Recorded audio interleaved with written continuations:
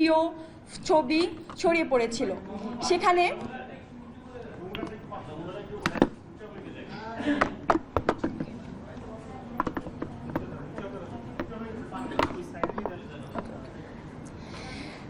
সেই সকল ছবি ভিডিও ফুটেজগুলো তখনকার সময় আমি খেয়াল করতাম। অনেক নিউজ সংবাদ মাধ্যম থেকে যখন প্রচার করা হতো, অনেক পেজ থেকে যখন ভিডিওগুলো প্রচার করা হতো, তখন দেখতাম যে সেখানে হাজার হাজার কমেন্টস, হাজার হাজার পজিটিভ মন্তব্য, হাজার হাজার অনুপ্রেরণা। মানে একটা হচ্ছে মন্তব্যগুলো ছিল একটা অনুপ্রেরণা, যে আমাদের বোনেরা আছে, আমাদেরকে সামনে থেকে রক্ষা করছে, আমাদের সামনে ঢাল হয়ে দাঁড়াচ্ছে, এরকমের হাজারো হাজারো মন্তব্য ছিল। এবং তখন আমি দেখেছি আমার একটা ভিডিওতে গুজব ছড়ানো হয়েছিল যে এই আপুটি মারা গেছেন। তো সেখানে মানুষজন যেই প্রকারে দুঃখ প্রকাশ করেছে, যেই হারে তাদের যেই অনুভূতিগুলো ব্যক্ত করেছে, তখন একটা ভালো লাগা কাজ করতো যে না, দেশের মানুষজন, বিশেষত একটা শ্রেণী যদি বলি আমি, তারা আসলে ভালোবাসে, আমাদেরকে চায় আমরা সামনে এগিয়ে যাই, আমাদের ভালো চায়, কিংবা আমাদের মঙ্গলটা তারা চায়। তাদের এই মন্তব্যগুলো দেখে আসলে এটা মনে হতো। কিন্তু 5 আগস্টের পরবর্তী সময় আমি যেহেতু এখনও অ্যাক্টিভলি কাজ করছি, সেক্ষেত্রে বিভিন্ন প্রোগ্রাম, মিছিল, মিটিংয়ে স্লোগান থেকে শুরু করে বক্তব্যের ফুটেজগুলো আসলে এখনও মিডিয়াতে যায়। তো গত 2 থেকে 3 দিন, বৃহস্পতিবার দিন থেকে যমুনার সামনে আমরা যেই দাবিতে অবস্থান করেছিলাম, সেখানে আমি একদম সামনে থেকে সেই আন্দোলনে ছিলাম। বিভিন্ন স্লোগান এবং বক্তব্যের ভিডিওতে দেখা যায়। এইটা শুধুমাত্র স্পেসিফিকভাবে এই 2 দিনের ঘটনা যদি বলি, যমুনা টেলিভিশনের কিছু রিলস এবং ভিডিওর মধ্যে আমার কয়েকটা স্লোগানের ভিডিও সম্প্রচার করা হয়। প্রায় 50,000-এর মতো ভিডিওতে লাইক ছিল, কমেন্টস 4 থেকে 5,000।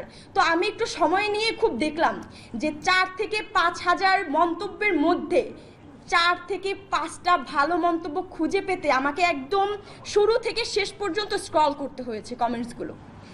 তো একটা বিষয় আমার কাছে খুবই অবাক লাগে যে যখন 5 আগস্টের আগে মেয়েদের এই ভিডিও ফুটেজগুলো, আন্দোলন সংগ্রামের ছবিগুলো ফেসবুক, সোশ্যাল মিডিয়াতে দেওয়া হতো, তখন হাজারো বাহবা।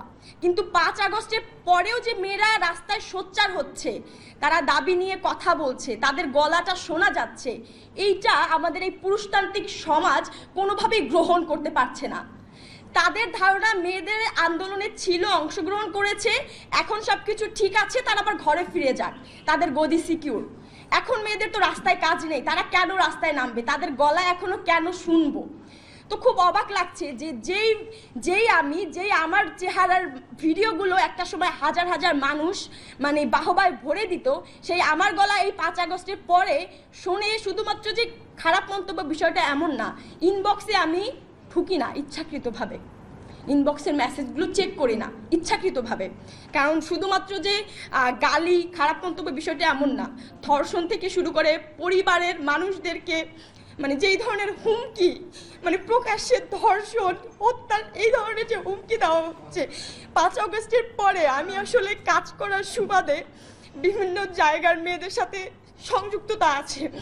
তো চট্টগ্রামের কিছু ঘটনা যদি বলি, তো মেয়েরা আসলে 5 আগস্টের পরে যারা আন্দোলনে খুব অ্যাক্টিভ ছিল, যারা একদম ফ্রন্ট লাইনে থেকেছে, তারা প্রতিনিয়ত ধর্ষণ থেকে শুরু করে হত্যার যে ধরনের হুমকি পাচ্ছে, রীতিমতো যদি বলি ফ্রন্ট লাইনার মেয়েদের মধ্যে 90 to 95% মেয়ে বর্তমানে ট্রমাটাইজ এই ধরনের হুমকির জন্য।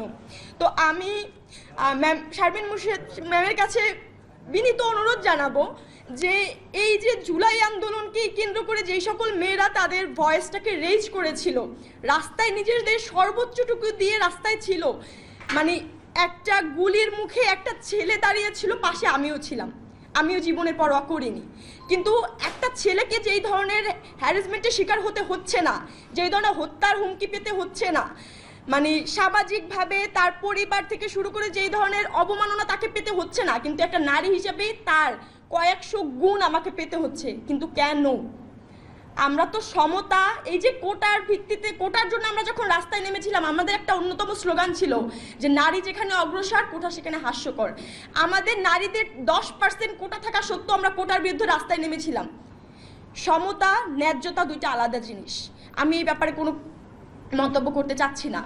কিন্তু 5 তারিখের পরবর্তীতে মেয়েদেরকে সোশ্যাল মিডিয়ায় যেই ধরনের হ্যারাসমেন্ট, যেই ধরনের বুলিং করা হচ্ছে, এই বিষয়ে যাতে সরকার পদক্ষেপ নেয়। এবং এই সোশ্যাল হ্যারাসমেন্টের ক্ষেত্রে আমি দেখছি যে বিভিন্ন ভিডিও ক্লিপের সাথে যারা একটু মেয়েরা একটু সামনের দিকে থাকে তাদের যারা একটা খারাপ একটা ভিডিও ক্লিপ ওই ক্লিপের সাথে অ্যাড করে বাজেভাবে ছড়ানো হচ্ছে।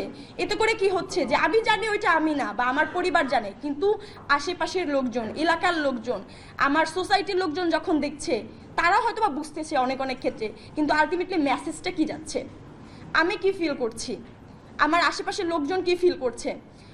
তো সব কিছু মিলিয়ে আমার কাছে মনে হয় যে এই সমাজের সবগুলো চোখে আমি নিরাপদ না। কিছু চোখে নিরাপদ হলেও সবগুলো চোখ, যে চোখগুলো আমাকে দেখছে, এই সবগুলো চোখের কাছে আমি নিরাপদ বোধ করছি না। বিভিন্ন জায়গায় আমরা দেখতে পাচ্ছি যে 8 বছরের শিশু থেকে, দুধের শিশু থেকে তারা একটা হেনস্থার শিকার হতে হতে হতে হতে পরিবারের বৃদ্ধ পর্যন্ত পৌঁছায়। একটা বৃদ্ধ নারী পর্যন্ত এই সমাজের চোখে নিরাপদ না।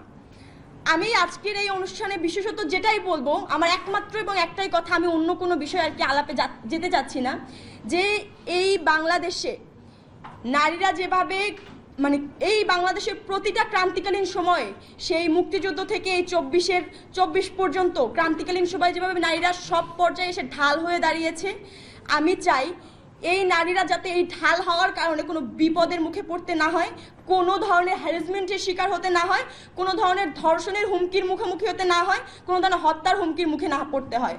তাদের এই নিরাপত্তাটুকু যদি নিশ্চিত থাকে, এবং এইটা আমার কাছে খুবই শঙ্কার মনে হয় যে 24 পরবর্তী মেয়েরা যেই ধরনের হুমকি, ধর্ষণের বিভিন্ন হ্যারাসমেন্টের শিকার হচ্ছে, পরবর্তীতে দেশের এমন কোনো ক্রান্তিকালীন লগ্নে মেয়েরা আসলে রাস্তায় নামতে ভয় পাবে।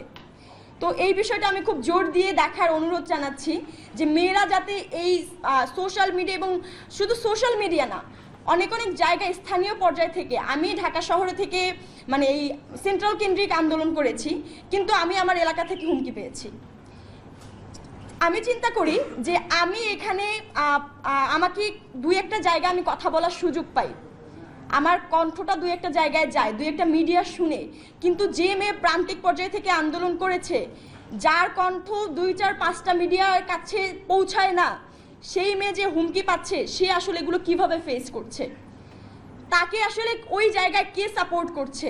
তো সর্বোপরি আমি চাই যে শুধুমাত্র সোশ্যাল মিডিয়া বা এই মিডিয়া কেন্দ্রিক না, যেই ধরনের সামাজিকভাবে, পারিবারিকভাবে এবং আরও যেই ধরনের নারীরা বিভিন্ন বাধার সম্মুখীন হচ্ছে এই আন্দোলন বা এই আন্দোলন সংগ্রাম কেন্দ্রিক, আমি চাই যে এই জিনিসগুলোকে আপনারা আইডেন্টিফাই করেন এবং এগুলো কিভাবে আসলে কমানো যায়, মেয়েদেরকে কিভাবে নিরাপত্তার বেষ্টনীর মধ্যে রাখা যায়, যাতে মেয়েরা, যেমন আমি এখন অনিরাপদ বোধ করছি, যাতে অন্য আর 5টা মেয়ে অনিরাপদ বোধ না করে।